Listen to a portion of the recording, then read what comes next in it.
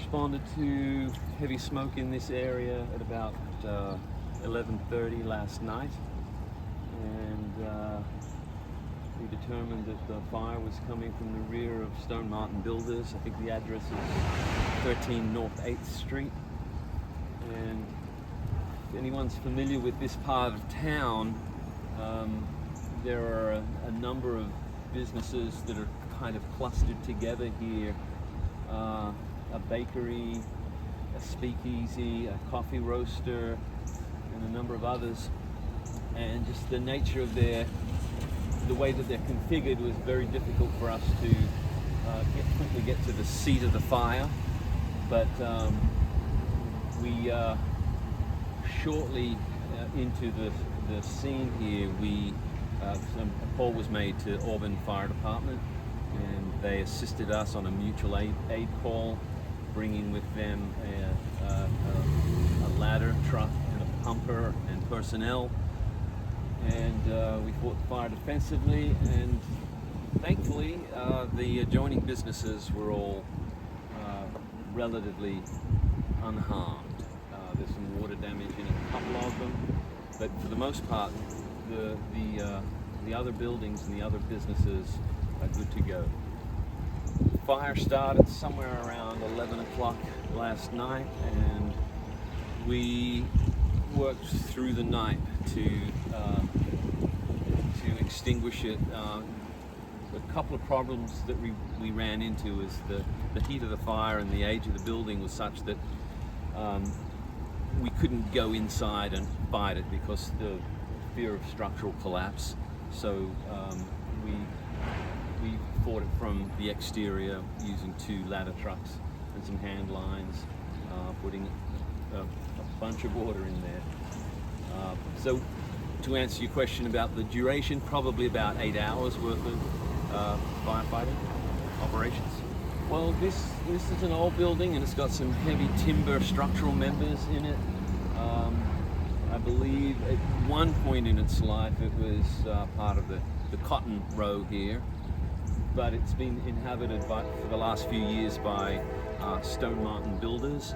So it's divided in the interior into a number of offices, both on the ground floor and like a mezzanine of offices in the interior as well. A lot of hardwood flooring, and certainly a lot of ceiling joists and floor joists is really where the heat came from. Yeah, I would add, in amongst these businesses in here, there is also a resident, and we made contact with that resident and evacuated the resident out of the adjoining resident here to the rear of Stone Martin Builders. But no injuries from fire staff.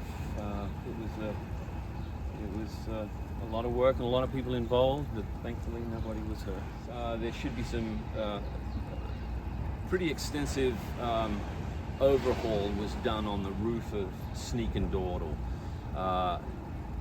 Because the fire was kind of in the roof space, I believe it penetrated, and we read a high heat signature in the ceiling of Sneak and Dawdle.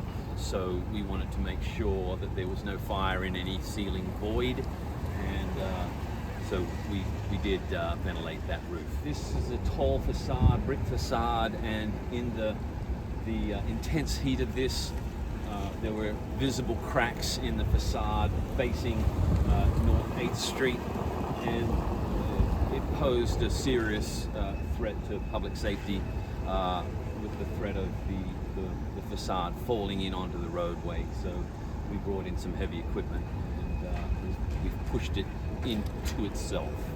I would anticipate these streets will be open by the end of the day.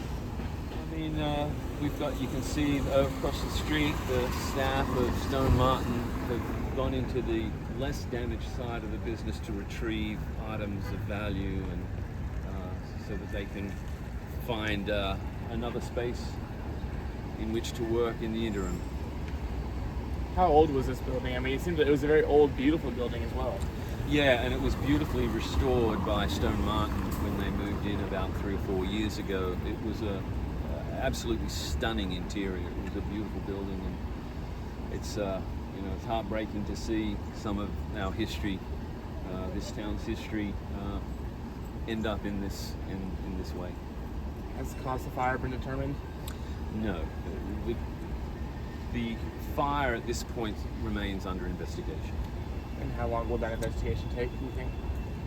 We are faced with the difficulty of an unstable building to go inside and investigate where the fire may have originated.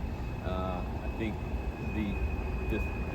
the risk of danger to investigators is such that we probably may not even get there.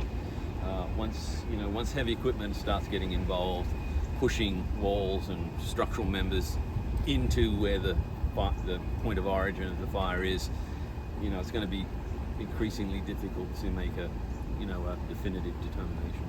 Is there a chance that the second half of the building may have to be torn down? It's too early for me to say right now. We haven't really got in and had a look at those kind of assessments. We do have the chief building inspector on site, and he's making some assessments of the remaining structure.